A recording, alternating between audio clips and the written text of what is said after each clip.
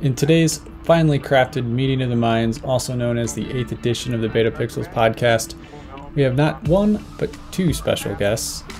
The first is Greg Morris. You may remember him from episode 1. He's back with us today. And the second is YouTube extraordinaire Matt Birchler. In this episode, we're going to keep things nice and tight. We're going to talk about what Apple announced a few weeks ago at their iPad event and kind of the crossroads I'm at right now. I've kind of been winging it all this time as I've been learning the past year on just photography and photography techniques. And during that time, I've kind of been going back and forth between Lightroom Classic, mobile versus desktop, etc., etc. And a few months ago, I actually sold my iPad Pro. But the most recent Apple event has kind of got me rethinking that decision. And Matt and Greg are both longtime iOS people, as well as dabbling in photography type things. So I figured it would be a great episode to have both of those guys on to kind of just, go over this weird spot I'm at and what the iPad was, what it is, what it could be.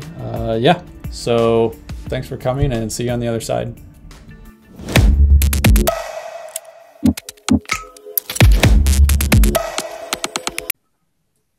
All right. So joining us today on episode 8 is Matt Birchler. Birchler. Please tell me how to pronounce that properly. Birchler. Birchler, yep. Okay. And Greg Morris, once again. Some of you may returning. Yes, some of you may recognize Greg from episode 1. It's been a tough few months, though. I've grown a bit, although nothing compared to yours, Mike, obviously. The beard, it is not nearly as long as it used to be. I don't know if you remember seeing pics, but it used to be like way down there. Yeah. But anyway, today I wanted to get you guys together, and I know that this is normally a photography podcast, and we'll touch on aspects of photography, but kind of got me thinking a few weeks ago when Apple released or announced the new iPads. It kind of had me thinking again about just how I work with photos and art in general, and had me rethinking my setup. And it's kind of unfortunate because it was about 6 months ago at this point. Up to that point, I had an iPad Pro and I sold it because it felt like I wasn't utilizing it enough. And it was primarily just a consumption device. And at that point, I was like, well, I should just sell this and then use the money for another lens or something, which is what I ultimately did. But something keeps drawing me back to wanting to just going all iOS or just the iPad form factor. And I didn't have any issues before with power per se. But now that it's got the M1 inside of it, it feels like I really should give it another look. And I know that the reason why I had both you guys on is because you both you touch on different aspects of doing things with photos or photography, but are also very iOS native. I guess I'll put it that way. And so just hearing that perspective or talking about those workflows or just, I don't know, theorizing about the iOS life and what the iPad has done over the years for things like photographers and media creators, or content creators rather, and how the M1 release recently kind of continues pushing that forward to the point of why do we even need a Mac anymore? So that's kind of the open floor topic. And I guess I'll pause there for a second. Yeah, I mean, I think you're definitely right. That new iPad Pro is super tempting. I've got a 2018 iPad Pro, so like you said, there's tons of power there. I don't feel like it's slow or anything, but it is what I use to do most of my photo editing. I've got Lightroom on there, and it has most of the things of the desktop app. I think there's some advanced stuff that you can't do in it, but I find it super satisfying to edit my photos with the Apple Pencil or with just Touch in general. rather than a mouse and keyboard. So that's kind of what makes it just satisfying to me to like lean back and like hold it, like take it out of the keyboard and everything and just edit things that way.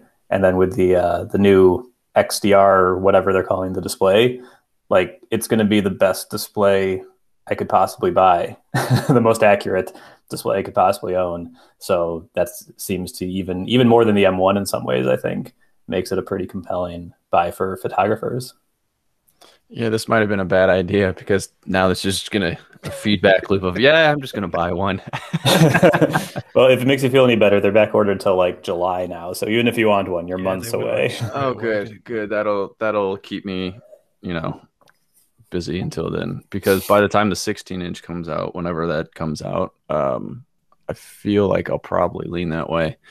But it was interesting because in the last few months, so like when I got rid of my iPad, up to that point, like I never used like Lightroom Classic, and I would everything was CC. I would only use my computer pretty much to go through the first round of keepers, pull those into CC, and just generally edit everything on my iPad or my phone. And as time went on, going down the YouTube black hole, just learning new techniques and whatnot, started to incorporate aspects of Classic. And my first mistake was not reading enough, because when I ended up going from CC to Classic, well, I kind of started fresh because there were a lot of pictures that were just older that, after as time goes on, you get better. You're like, you know what? None of these pictures are really good. Or some of them are. It's like, it's not worth keeping them in CC and eating up storage or something. And so I kind of did like a hard reset when I went into Classic. Like I archived my CC stuff and then pretty much blew everything away from CC, and then put that archived folder somewhere and started fresh. I'm like, okay, this will be perfect. I'll put all my photos into Classic and I'll sync them to CC, and then it'll still be the best of both worlds. I can have some of those features that are in Classic that aren't in CC. And as time went on, realized that was a mistake, because how Classic syncs up, it never syncs the full size RAWs. And so over time, I was taking out some stuff from the Classic library.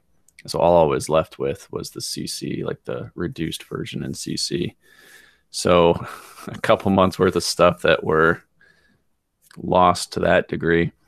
Coming full circle with the iPad, the newer iPad, really has me thinking going all in on that again. But now I'm kind of torn, because I've really started incorporating a lot of the Classic features, like especially like luminosity masks and a lot of dodging and burning, which isn't Classic specific, but if I go back to the iPad, then I lose out on some of the features of Classic that it'd be like, I'm just starting to get into them. And like, and part of it could be part of it could be just Adobe needs to get up and update CC to make it more like Classic, bring over those Classic features, I guess, is part of it. But I guess, Matt, you as a content creator, I mean, could you see yourself doing everything on just an iPad? Like even this podcast, for example, like, and that was another thing I started to think about, was like, okay, I'm just thinking about photography, but if this is my main device, like, it's kind of it's a no for me, as much as I wish it was a yes. And for when was it? It's it like was 80% of your followers now just clicking unfollow Matt. Sorry. yeah, it's I was basically all in on the iPad. I got the 2018 Pro, and then up until a few months ago, when I like started doing YouTube more seriously, and just it wasn't enough. Like I needed, for me, it was Final Cut was necessary and easier. Like file management versus the Files app was more important. So like that's basically what that computer is. It just like opens up when I do a video and then it closes afterwards, and then I do most of my other stuff on the iPad. But Yeah, for content creation, I feel like a Mac is still, there's still those things. Like you said with Lightroom Classic, there's just some things that just haven't come over yet. And like there's no Final Cut on the iPad, obviously, but hopefully matter of time on that one. But even then, there's going to be things that just aren't there. Yeah, I was going to say Final Cut. I would have to imagine at some point they're going to bring that. I haven't even really started to look at what a podcast setup would look like on an iPad, and I think it would be, I mean, mildly doable. Kind of do it, can't you? I mean, there's like Tim Nahumuk. He kind of has a kind of iPad centric thing. You have to invest in a bit more hardware, I think, to be able to plug stuff in. It's just it gets frustrating when you start bumping up against these things, and then of course you search around, and there are solutions to most things, but then it just gets to a case where you look like, this is like $1,000 whatever I'm spending on an iPad plus all the rest of the things. It gets to the stage where, I mean, obviously I quite publicly quit the iPad because it feels like at the end of the day you're still trying to put a square peg in a round hole, aren't you? There's just too many things if you're doing those sorts of things like Final Cut and Lightroom Classic, and they should have been done long before now, shouldn't they? They should have brought these apps to the iPad already. Yeah, that would have been nice. Ironically, I am actually recording the audio for this into an iPad. I'm just using the Mac for the video, but that's funny. I've got my workflow should never be replicated. They're not good, but they work. There's so many. I mean, as an additional device, there's so many nice things with having an iPad as a companion, and that's what it feels like. Is it's still, for a lot of things and a lot of power users and or content creators, it is a companion device. Like I would use it with my work laptop all the time if I was traveling or something as like a second monitor. There was some stuff I could do. There was a good amount of stuff I could do for work on it, and then the photography stuff. But yeah, it's the inner struggle. It's like, do I, don't I, do I, don't I? And that's the thing, is because like on one hand, it's kind of, I don't even know how to rationalize this, but it's kind of like an iMac form factor in some way, because like if I'm going between a laptop or an iMac, because I've really wanted an iMac for a long time, I just never got one, because it's like, well, if I spend that chunk of change, I'd rather have the versatility of the laptop. I can take it anywhere I go. I will take it a lot of places. The benefit of the iMac is that, especially now over the last few years, it's going to have the nicest display, like way under a price point. Like you couldn't replicate that display very easily if you bought like a Mac Mini by itself and then another display. Plus you would lose out on some power. iPad's kind of the same in that sense, in that it's not necessarily as fixed as an iMac is, or isn't at all really, but you kind of got all that stuff in one package. Like again, the display. I have no doubt the Mac display will be good. It might even be similar to the XDR in the iPad or the iMac. But like I was saying earlier, it's like I kind of just want to move everything, because especially from the art standpoint and drawing on screen, like you can replicate that, get like a Wacom or something, but the inner struggle is real. And I just get this. I mean, not to be a conspiracy theorist about this, but I just get the impression that Apple don't really want to combine these devices, because idiots like us will buy multiple devices instead. Guilty. You think they're going for us idiots? I'd like to think we're a small group.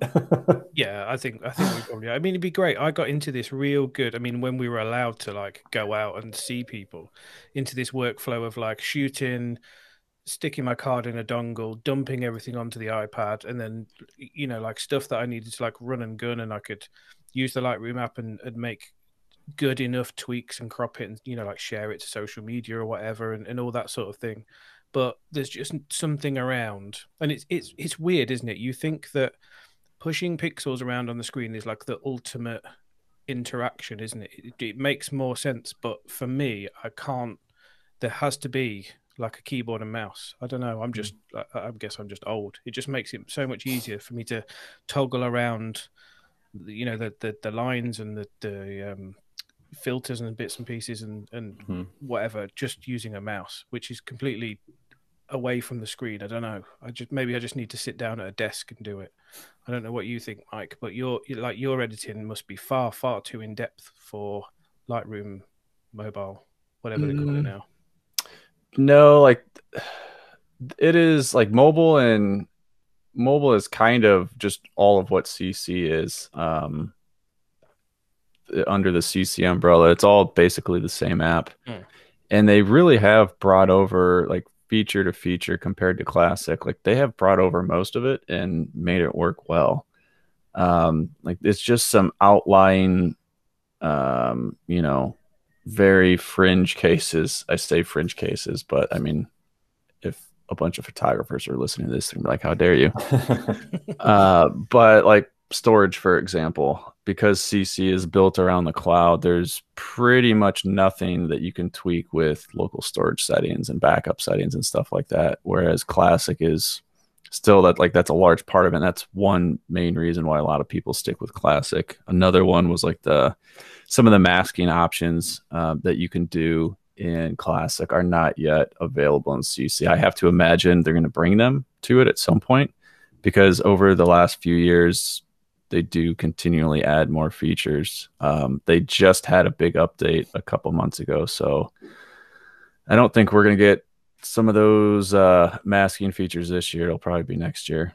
But then, yeah, like it's overall, it's not bad. And I would say at least the type of editing that I'm doing now, and the type of edits that I'm kind of motivated to make my stuff look like, ultimately it's just a lot of dodging and burning at the end of the day. Like sure, there's you might start with a preset base or something, but for especially some of the landscape stuff, it's just a lot of dodging and burning, and or spot removal, because up until recently I had a very, very dirty sensor. So just hitting the same spot every time, every photo. Oh my God. It was to the point where I would be out shooting, and it could be like a lighthouse or something at the lake, and fairly harsh lighting, at least bright enough where like f-stop is really high. And like, well, I'm just cringing as I'm taking it, because I know at that higher f-stop, it is just going to magnify every piece of dust. And I'd be like, well, this is going to be a 45-minute edit. And then pull up that picture later, and the sky is just like dust. It's like, all right, next week I'm definitely going to clean this thing. Next weekend. That's when we're doing it. Well, part of it was like I had some lens cleaner stuff, but it wasn't the actual lens. It was the sensor itself, and I didn't have any of the swab things. But I just did that recently, and oh my God, it's a night and day difference. Yeah, actually, I just in the past few months got my first full frame camera, and was able to see like the lens or the sensor right there, and like I'm horrified by it. Like I am like I want to throw a lens on here and never have it see the light of day again. Like I'm so panicked about any little dust getting on it. Which one did you get? I've got the Canon EOS RP. Nice. So pretty entry level, but huge upgrade for me. Is that you may have mentioned it, I just missed it. Is it mirrorless or DSLR? Mirrorless. Gotcha. Does it have, I'm assuming no based on what you said, but does it have a feature that'll close the shutter? No, so I think that's exclusive to the R and R5 and 6 and those. But yeah, this one, there's no cover. You just be responsible. It's weird that is a differentiator in the larger camera body space. It's like, really? That's like a 101 level. That's got to be like 10 lines of code, guys. Come on. Like when it's off, shut the shutter. The end. Yeah, mirrorless cameras I'm pretty certain they put a negative charge on the sensor just to mess with you. So as soon as you take the lens off, all the dust just goes sucks it right in. Like you can never keep it off. You're not helping my phobia about getting dust on there. To be fair, I had a phobia about cleaning the sensor for quite a while, which is why I didn't do it. Because like, well, I'll do it next week because I'll take it to one of the local camera shops. I'll let them do it the first time, talk to them about it a little bit, and then I'll attempt it myself. And then after like a couple shoots ago, I went out and it was primarily a daytime shoot and spending an inordinate amount of time doing spot removal. At that moment, I'm like, all right, this is stupid.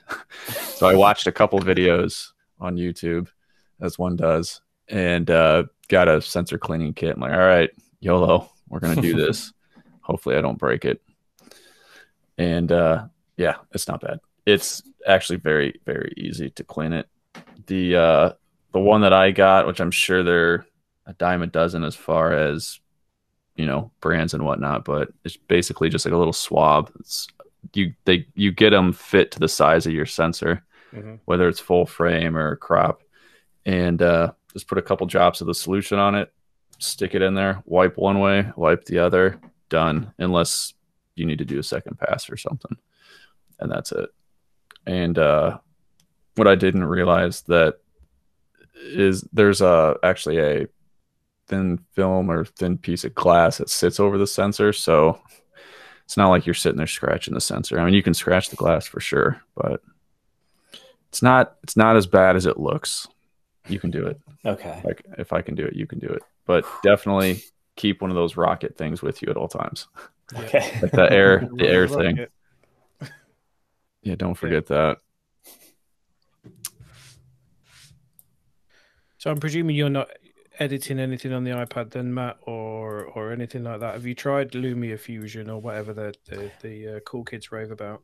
Oh yeah. I mean, I used LumaFusion for probably 50, 60 videos before I got the Mac, and I mean, it's pretty great for basic edits. Like it's, I mean, 90% of video editing is just putting one clip in front of the other with a hard cut. Like you don't always do all this advanced stuff, but yeah, it was just never quite. Keyboard shortcuts are never quite as good. That's often the case, I feel like, on iPad apps. The keyboard shortcuts aren't quite as natural or quick as they feel on the Mac. But yeah, I mean, LumaFusion is like, thank God for LumaFusion. Like they jumped in and filled a gap that people had on the iPad. Like if Final Cut comes out, it's going to just devastate them. But like it's a pretty impressive app for like $30 or something, I think it is, one time, and then you get all these features. They support HDR. They do quite a bit, actually. It's a pretty great app, just not the greatest. No. Yeah, I know. It always surprises me when people are iPad only that manage to edit videos. I mean, fair play to them, but I just can't imagine only using that. I think it's shocking that Apple haven't brought out like Final Cut or something like that's like a full featured thing. And I mean, how many years in a row do we have to hear, well, this iPad OS update's going to fix everything. It's definitely going to do it. It's definitely going to be this year. I would love to be inside Apple and see the prototype versions of, I mean, you know, they have Final Cut on the iPad in the lab somewhere. And I bet you they've tried all these clever things. Like I would love to see the iteration that they've done to like try to do something clever, and then they'll probably just release something that's basically the desktop UI with touch. But I'm sure there's some, like they had like the Clips app, which I guess they still have, but like they tried some clever stuff with like touch based editing there, and I'm sure there's some weird stuff that they've been working on, and it's never quite landed. No, for whatever reason, it's just never quite got there. I'm sure they'll figure it out though. And at least, I mean, if LumaFusion can get most of the way there, surely Apple, with all of their money and 3 million times the amount of people, can probably make it work. At least for LumaFusion, though. I mean, yeah, they'll probably lose some people, but I would have to imagine that Final Cut's definitely going to cost more than $30 on the iPad. Will it What is cost it on the Mac? 300? 200 quid? It's 300 now, I think. 300 USD. Yeah. I would be surprised if they charge $300 on the iPad. Yeah. It's got to be like a one-time purchase for everywhere, surely. I think there was a leak a few months ago, I think, that showed like a reference to a Final Cut subscription in some iOS release. Rip. So yeah, Of course it is. I bet Of you it's course it $10 is. a month or something. It's gonna Yeah. See, 10 bucks wouldn't be horrendous. Yeah. Plus the Adobe photography thing, that's $10, isn't Yeah, the photography is 10 bucks a month, and that gets you both Lightrooms. That sounds stupid to say. And it's a And personal Photoshop. pet peeve of mine, if you can't tell. And Photoshop. And then for another 10 bucks, if you need more storage, you can get, because they only give you 20 gigs of cloud storage with that plan, which, depending on what camera you shoot with, could be very, very little actual pictures, or quantity wise in the stored in the cloud. So, and that's part of what led me through that initial purge was, and like, well, I've got like 300 gigs just sitting in Lightroom CC, and like, this seems excessive. Like, my workflow allows for like just too much stuff to sit around. Like, I need to do better about cleaning it up. So purged it. Interesting. So do you consider, out of curiosity, like, I'm not close to a professional photographer, but like my system for like I basically treat Lightroom CC as kind of a stopping ground in the process. Mm-hmm. So I'll import from my camera into Lightroom, I'll make my edits, and then the edited photos go into my Apple photo library, and then the RAWs, I just delete them from Lightroom and just move them onto an external drive, and so I just have the RAWs forever. So I have like 0 RAWs in cloud storage. I don't know. Curious if and I have the photography plan for Adobe, so I don't, that 20 gigs goes fast, so that's not really practical for me, and I'm not filling up my iCloud with 50 megabyte RAWs or whatever. So yeah. Curious what you guys do with that.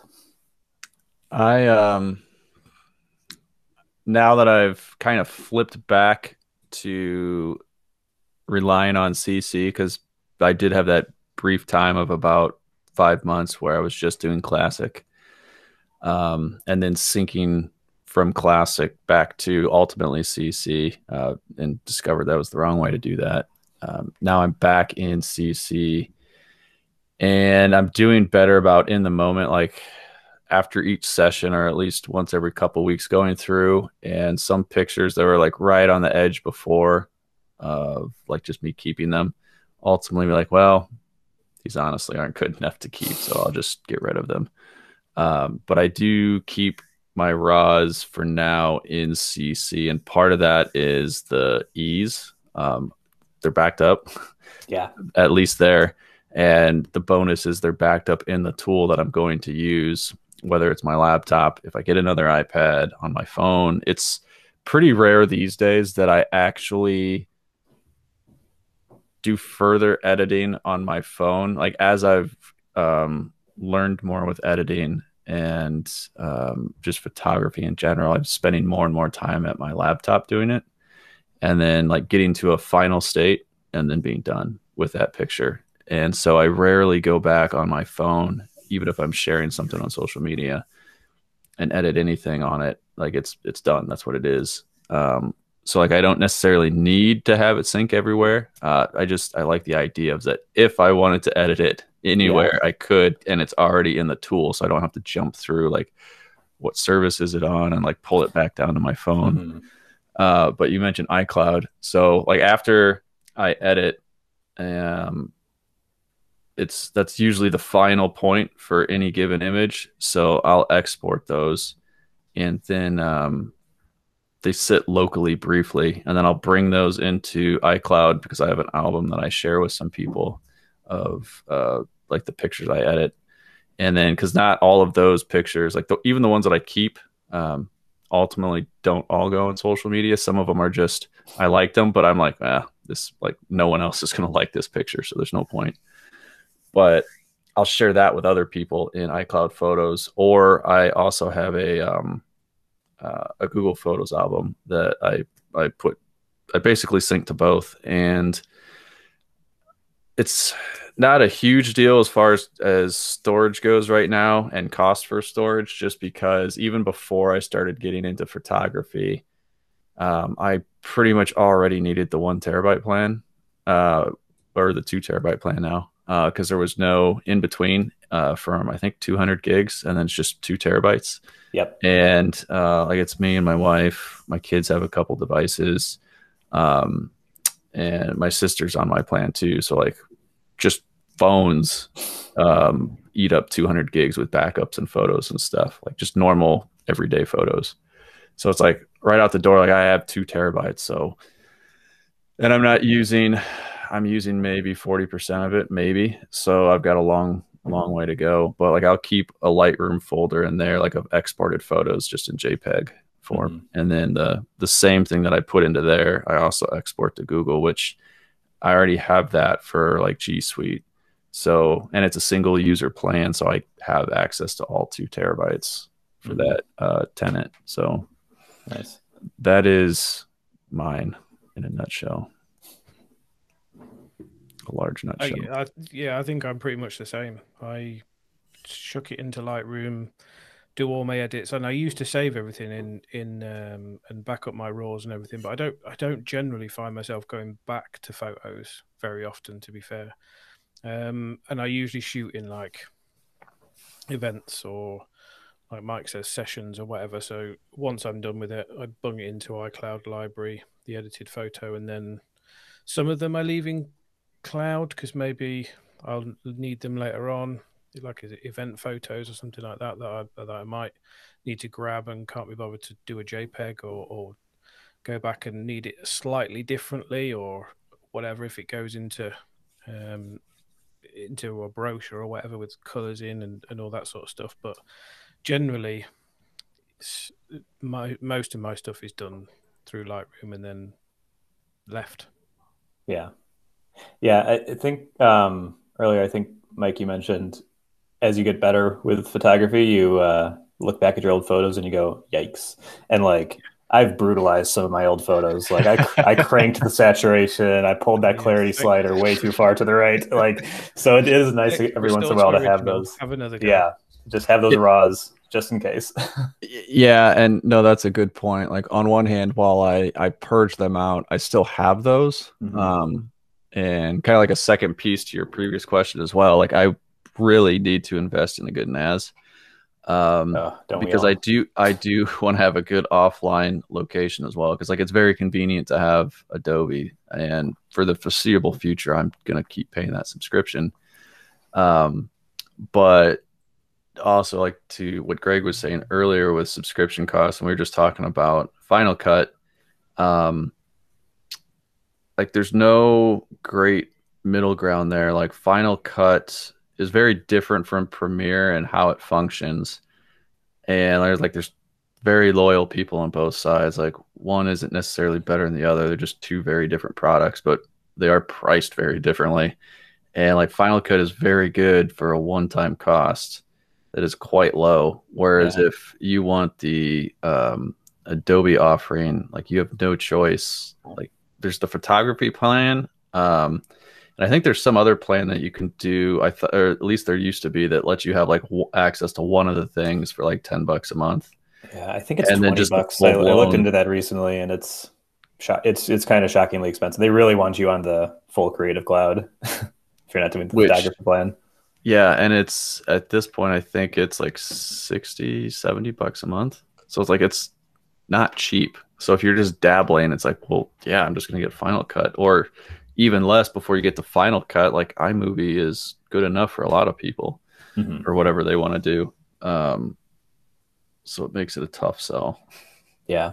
I mean, I learned on a like pirated copy of Final Cut 4 or something like way back in the day. So I've got tons of history there. And then, yeah, like you said, I bought Final Cut Pro 10 like a decade ago, and I haven't paid a penny for it since. And I keep getting updates, and that's hard to walk away from, to even try Premiere. Yeah, so even even Don't if tell Apple. what's that? Just don't tell Apple that. Well, they must know that. Hence why that's got to end, doesn't it? They must realize that they're just still updating stuff. Well, that's part of the why they can do that, though, is that they're pushing you to buy their hardware. So, like, if they don't make a ton off the subscription or very little off the software, they will definitely, like, they will get you in with the hardware. Like, you'll get it, you'll presumably like it, and then, decades down the road, you'll just keep buying their hardware, which is going to even out to probably more than the software subscription, because it won't be just that device anymore. Like, you'll get a Mac, like, oh, I really like this, and you get an iPhone or an iPad, and then maybe your significant other, like, it just spreads, and they just it's like the ecosystem. Yep. Which, I mean, it is a big draw. Oh, for sure. Every so often you do try and go back to like an Android phone or something, Mike, but it just never works, does it? It's funny you bring that up. I don't know if you saw I'll call it an experiment about a month ago in March. I actually did go to Android for all of about 6 days. Yeah, for probably a good month leading up to that point, I was super intrigued by and just really wanted an S21. Like, I liked the look of the phone. I liked especially the matte black one, and finally talked myself into getting it, and thought of the changes in some of my workflows, like, it won't be that bad, and like how I even like talk with some people. Obviously, you lose iMessage, and so I got it, and I did enjoy it for sure. Like, I went all in. I got the phone, I got one of their watches, and I got the Galaxy Buds Pro. And it all, I would say, it's been probably about 3 years now since I had a daily driver that was an Android device. And Samsung is definitely the Apple of the Android realm. All of their stuff works pretty well together. There's still some rough edges, but like overall, the process of signing into stuff and setting things up and connecting to the watch and vice versa. Like, yes, they copy everything and they have nothing original, but at least, okay, well, that's a good thing to copy. Like, make the experience, cohesive and rather, stress-free. So that was all great. But then it very quickly came down to, I mean, I didn't realize how much I actually cared about iMessage. I didn't think, I was like, well, yeah, I use it a lot, but I'll make do. It'll be fine. How bad could messaging be on Android? I think we've all said before. Yeah, it could certainly be better. That's for certain. And it's weird because, like, on one hand, you can change obviously the native SMS app that you're using. But that goes back to, like, if I want the best experience on that device and in that ecosystem, since I'm using Samsung stuff, I would use like Samsung Messages. But Samsung specifically in their app doesn't support RCS in the US on Verizon. So all of the benefit of RCS, which is what Google foolishly decided to just throw their hands up and like, all right, that's our iMessage competitor, basically. Because every carrier manufacturer can dictate that process, it's not universal. So it's like, if I want the best experience on the phone using some of those native apps, then I have to give up that and just roll with normal SMS, MMS, or I go with like Google Messages, which does support RCS globally now because they did something server side. But the app honestly is not as nice as Samsung Messages. That's actually a pretty decent messaging app. And so it was like those little cracks. And one thing too is, like, my kids have phones with no service on them, so basically iPods. And like, we'll message here and there back and forth, or like they like to send random emoji throughout the day. And like, it's little and may sound silly, but it's like, oh man, I can't get those messages now. Or like, only if I'm by my laptop, which if you go off of iMessage from your phone, you basically really need to turn it off everywhere. Otherwise, like somebody somewhere might have their message routed to your laptop, even though they sent it to your phone number. And it's like, yeah, I don't want to miss messages. So it's pretty much just disable it entirely. Yeah, and the workflow, like I said earlier, since I don't edit as much on mobile anymore, it wasn't that big of a deal. I mean, Lightroom works the same on Android as it does iOS, but yeah, I made it 6 days. Yeah, I found because I've gone to Android. Like I always have an Android phone. I've got a Pixel 4 right now. It's not my main, but I keep it around just to play with Android. And there's this curve that I always experience, like when I switch to Android. And you just start, you're like, oof, this is Android's a little rough. And then like you start to find the things that it can do that iOS can, and you're like, all right, this is pretty cool. This is nice. I couldn't do this before. And then those things just eat away, and then you just fall off to being like, oh, yeah, I'm going back to the iPhone. 6 days is pretty quick for it to happen. I think it takes me 2 to 3 weeks normally. But yeah, this totally resonates with me. Sadness. The camera on the S21 though, the pictures must have been pretty good. They were pretty good. I think, yeah, they were pretty good. And the added benefit of having more differentiation between the lenses was fun, because like the zoom, even just the normal optical zoom, the 10x is way more than the iPhone. So it allows you to get certain shots on your phone that you wouldn't before. Yeah. But and and that's Note 20 Ultra, and that was one of the biggest things about it. The surprising thing, really, because I hated Samsung phones for a long time, but the camera on that's really, really good. I think it would be, had I kept it, it would have been a good exercise to spark some creativity, because I know that I had the Pro Max before, and typically I've always gotten the iPhone version with the best camera.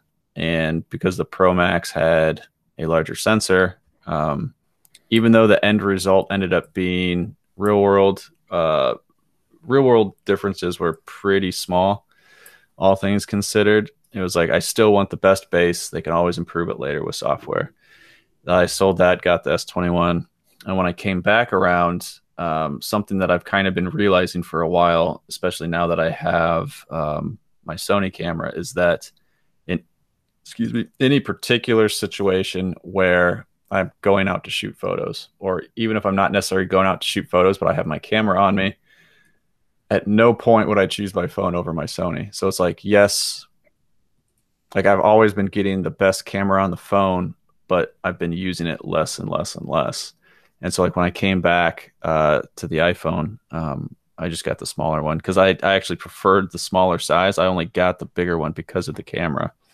And I always felt like I was losing something by not getting the best camera. But now I've got, a different camera. So if my intent is to take pictures, I probably won't take it with my phone. But I still think it would be fun to kind of go back to my roots, sort of thing, since that's what I got me into photography to begin with, was just, was my phone. And like go out and have like another shooting session just on mobile, which I haven't done in at least a couple of years. Yeah, I mean, and the way phones are, even if you don't have the best iPhone, I mean, those shots look pretty incredible. Like you can blow them up to print on your wall, and if they're in good light, usually they look pretty darn great. Mm-hmm. The one thing I will say, that even having like a more full featured camera, the one thing the iPhone still does way better is running. So I have a dog. I take pictures of the dog, because if you have a dog, you take pictures of it. And I love, like, when we're on a walk, I'll like just hunch over and like lower my phone next to him, and like we'll just run side by side, and I'll just be like snapping the volume button to hit the shutter. And like the iPhone has every shot in focus. It's incredible. And like I've tried to do it with a fancy camera, and it's like, what am I doing here? Like I have no idea what to focus on. The shutter speed's not doing it right, but like you just like toss the iPhone and it takes a perfect picture. Like it's pretty incredible. Yeah, that was kind of something Greg and I talked about. I keep bringing it up just to see because it's a fun topic to talk about, but it basically just revolves around the differences in speed of progress between traditional camera manufacturer software and someone like Apple or even Google with mobile phones and that software. Like the software on phones is so much more advanced. I mean, earlier we were talking about you have to buy a $4,000 more expensive camera to get a shutter that closes. It's like, come on. Yeah. Like, and some of the some manufacturers are starting to get really solid with software. Like I know the another photographer I had on recently, Jamie McDonald. He was an Olympus ambassador, and he was telling me about some of the features on. Like I've never really gone into the weeds on most cameras outside of the Sony range, but he was telling me some of the features that his Olympus has, and or some his Olympuses, sorry, Olympus I multiples. Um, some of the things that it can do, and like that is textbook like smartphone type stuff where there's a lot of computational stuff going on behind the scenes, and like yeah, that's pretty awesome. But they like Olympus and I think maybe Fuji or Panasonic, and like that's about it as far as like progressive camera companies go. And I say that like progressive in the sense of like they lean into the software because most everyone else does not, like Canon, Nikon, Sony. Sony is like, hey, we made you a new menu system. Like, isn't that cool? It's like, thanks, guys. How about you issue that as an update to your other? No, no, no, no, no, no, no, no, no. Do you think there's a parallel there with like the camera makers being kind of traditional and not changing kind of how they like being relatively purist and sort of like we have a huge shutter that lets in tons of light and it captures as much as it can. We don't do any of this computational stuff, and then like photographers who are like still using Adobe CC or like Lightroom Classic because they don't want to change that either. Missing features aside, but like I do find there's kind of this again, it's kind of like a more casual observer. There's definitely some traditionalism, I feel like, in the camera world where like the computational stuff, that's for phones. That's not for cameras. Definitely. I think that is most certainly a large part of it. And then I think after that, probably the next biggest piece is just business model. It is a very, all things considered, like Sony's not selling, 100 million phones in a year or, cameras, the equivalent of. They might sell, I mean, I don't even know how many cameras they sell, but I guarantee you it is a small percentage of what a smartphone manufacturer like Apple sells. So, like, the incentive there is obviously hardware. Like, they're even into hardware more than Apple's into hardware. They just haven't realized yet that the software incentive can really add to the product.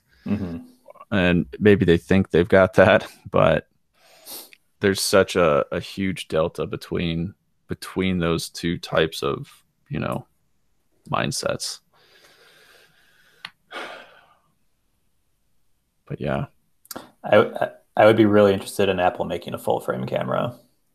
It would be like the Apple Camera Max. Interesting. I would love to see what they would do with it. I would have to imagine they would take kind of like a Leica approach in that a chunk of your photographers that tend to skew, like they like to tinker, they like buttons, they like features, like that type of thing. If they get a camera that has like two buttons, they're gonna be like, what do I do with this? Like For sure. And so that I would still love to see what they could possibly do with it, because that would be like the intersection of probably really good hardware. Like I'm sure they wouldn't skimp on the sensor. And then amazing software on top of it. They would just blow the doors off of, like, think if they put an equivalent of like Watch OS on there, and like that would be an awesome camera. I mean, yeah, look what they can do with like a little size of your fingernail sensor in the phone. Like Yeah, no apply all kidding. the maybe there's just too much data for them to like snap a dozen photos at once and combine them and do all that magic. But it's just a matter of time until the Mhm. processing power is there. Throw an M1 Yeah, in there. That M1 is magic. It does everything. just put the M1 in everything. Put it in the watch next year. No, I would Is anyone also be. confused by the M1 though? They can't all be exactly the same chip, surely. They just don't publish any information about them whatsoever, do they? It's like, oh, it's an M1. Don't worry about it, guys.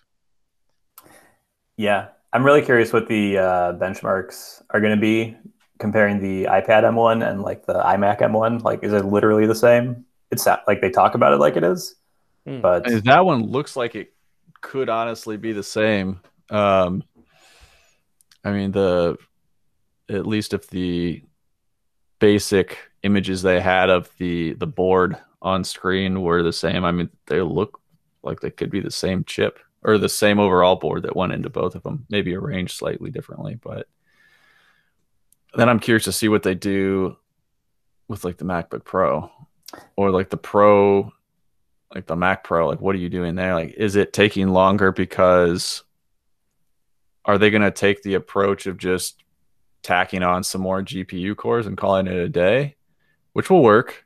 Or are they working on some sort of compatibility with like NVIDIA and AMD? If they are, like, if they are, I would have to imagine that will leak because NVIDIA and AMD are like just that whole supply chain and that market are not good at keeping secrets at oh all. yeah, yeah. My not conspiracy theory. My when I saw they put the same M1 in the iMac, I was like, oh, I wonder if starting next year maybe like every computer is going to have the M2, and then the Pro machines will have an M2X or something, and like it's literally just you're not buying for power; they're all powerful enough. Mm-hmm. You're getting the form factor you want, and if you need like external GPUs or more display outs or whatever, then you get the one of the Pro machines. But like the performance is going to be basically the same. It's going to be like the iPhone. They're all fast. They're all the same. You buy the $400 SE, you buy the $1,000 Pro, same processor. Who cares? You're buying other things now. Because I'm Yep. right in thinking that the 16-inch is still a little bit more powerful in terms of like exporting video and stuff than like the $1,000 Air, isn't it? So that there's got to Yeah. be like another step up somewhere, like you say, maybe tacked on some more cores somewhere. Mm-hmm. That I think realistically, if we're going to see this shift into more mobile computing, it could be when they eventually get their arse into gear and give us like a proper 16-inch MacBook with a M2 or whatever they want to call it. Then that, I mean, if you've got something ridiculously light that you can carry around on a shoot, then it's going to be good. Yeah. Yeah. I mean, my MacBook Air is it's fanless, doesn't really get warm, edits 4K video like a champ. Like, It's just I'm, weird. It's How just far that it's machine has come. I remember the first yeah. MacBook Air. yeah, basically had an iPod hard drive and processor. It was rough. Wouldn't even dream of watching a 4K video, much less trying to edit one on it. Oh no, jeez. And it's still like $1,000 in it. Do you know what I mean? It's that amount of power is just absolutely insane at that price point. Mhm. Yep. Power, size, lack of weight, battery life. Like I even like for my work machine, um, I had been testing out a 13-inch M1 with like some of our internal tooling and stuff to make sure it worked. And then I was like, this is nice, but I'm not a 13-inch type of person. So I went back to using my not very old 2019 16-inch. And over the last month or so, it just got to the point where I was like, you know what? I hate using this thing because it's slow and slow to start up. It seems like the display issues just continue to get worse and worse as far as like external monitors and stuff. And I'm like, you know what? This is dumb. Plus, the battery was like, it wasn't bad as far as like the battery itself actually being in poor health. It was still like 94%. Um, but I mean, on a given day, if I were to not be plugged in, I would get 3, maybe 4 hours. I'm like, this is stupid. Mhm. And so I moved. I actually got the M1 back, and I am surviving with it for now until a 16-inch comes along.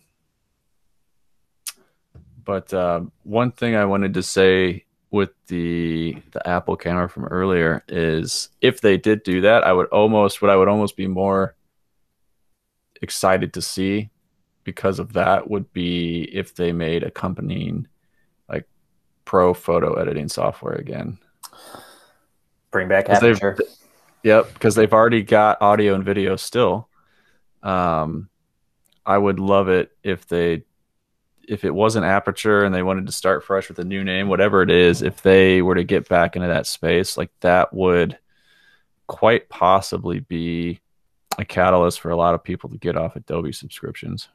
Yeah. And perfect opportunity for them to offer their own. But like if there was, an Apple, content creator subscription or whatever you want to call it, it was like $10 or $15 a month. Apple, I mean, even $20 a month, even $20 a month for like Final Cut, Aperture, and like Audition. You'd get a lot of stuff for like 1/4 the cost of Adobe, and it would run far better. Yeah, that's what I want. Apple, bring back Aperture. Gone too soon.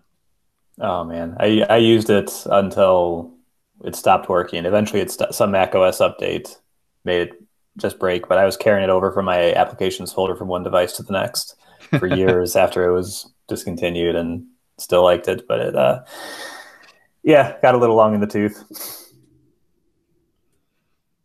Yep, bummer.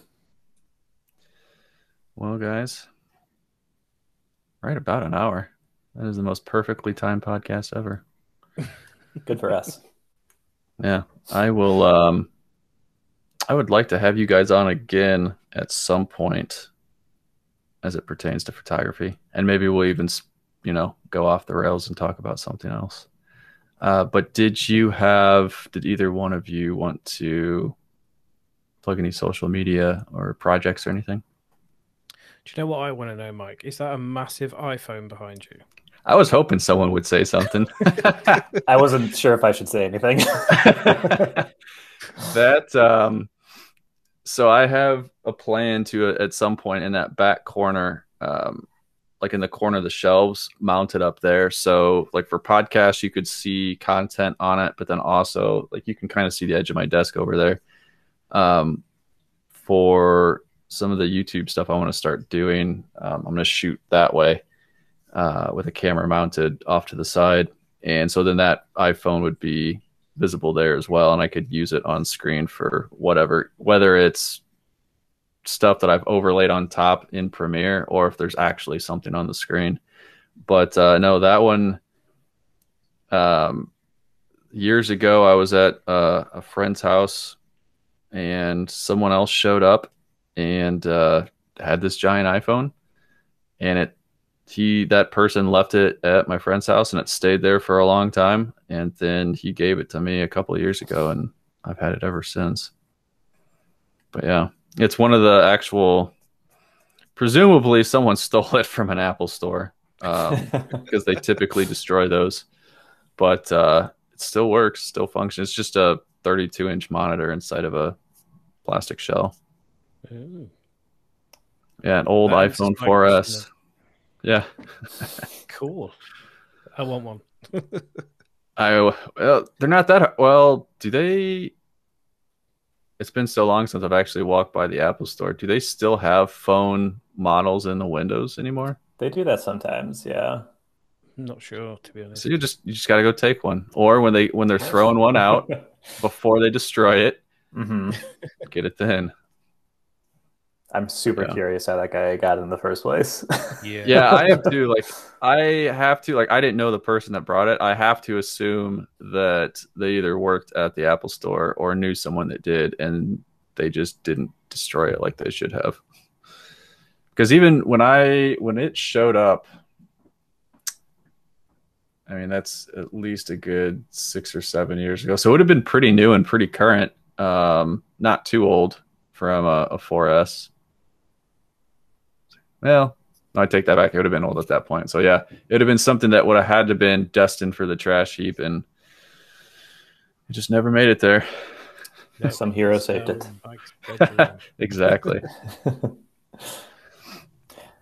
But in terms, I guess I would pitch one thing. I've got a YouTube channel called A Better Computer, where I post a couple times a week with stuff on how to use your computer better, including a photography video going up in a couple days as we record this. So it's only about iPhones and Pixels, and that's certainly not going to result in fanboys going crazy. But oh, that's a risky clip. Rolling the dice on that one. For sure. What about you, Greg? Something? I don't Nothing? really have much to plug now. I've had my minimalism and cleared everything out. I have a very old YouTube channel that Matt keeps pestering me to make videos again, but I just don't have the time to do it. You can follow me on Twitter, I guess you can. I'm at GR36, which I am on almost everywhere. But it's been a pleasure as always, Mike. Yeah, anytime. And I will definitely look at having you guys on again.